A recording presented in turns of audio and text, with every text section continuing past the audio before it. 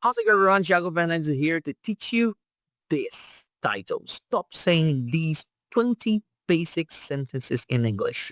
So you will not make these mistakes again. So let's get stuck in to see what we're going to cover today. So the first thing that we have to do is like why you need to upgrade your vocabulary.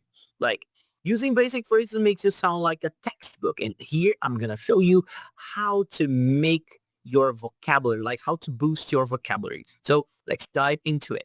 For example, here I'll show you how to use this, like we will make comparisons. For example, instead of saying, how are you? You will start saying, how's it going? And in British English, usually we say, all right, you all right? The next one is stop saying, I'm fine. You can say, can't complain, or the American English, can't complain, or I'm grand, I'm grand. Next one, stop saying goodbye. You can say, catch you later, or take care. The next one that we're going to cover is about expressing feelings. So this one here, you can say, instead of saying, I'm very happy, you can use this one. I'm over the moon. I'm over the moon. Instead of saying I'm tired, you can use in British English, I'm knackered, I'm knackered, or I'm spent, I'm spent. Instead of saying I'm hungry, you can say I'm famished, famished, or I'm peckish, I'm peckish. Okay, so let's move on to the other topics. Face phrase spotlight. For example, instead of saying, I don't know, you can use it beats me. It beats me. Or you have an alternative. I haven't the foggiest. I haven't the foggiest. So this is a nice tip for you guys. And this part here is about reacting to others. Instead of saying, I agree, you can say, spot on, or I'm with you. Yeah, spot on or I'm with you.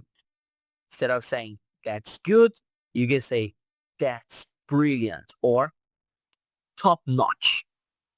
Instead of saying it's easy, you can say it's a piece of cake. Everything here is to boost your vocabulary, guys. You can keep saying this, oh, I agree, that's good, it's easy, but these sentences here will make you sound more like a native because these are the phrases that natives use all the time. So the next one is like social plans and time. For example, instead of saying, let's meet, you can say, let's catch up soon. Instead of saying, I will or I'll pay, you say, it's on me or my treat. My treat. There's one here. Instead of saying I'm busy, you can say I'm swamped. I'm swamped.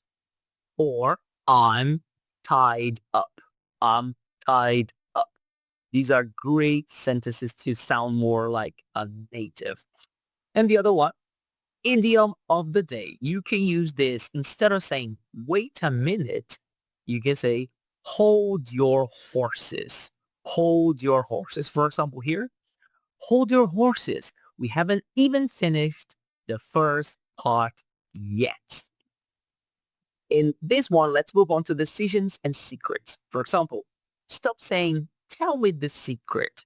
You can use spill the beans. Spill the beans.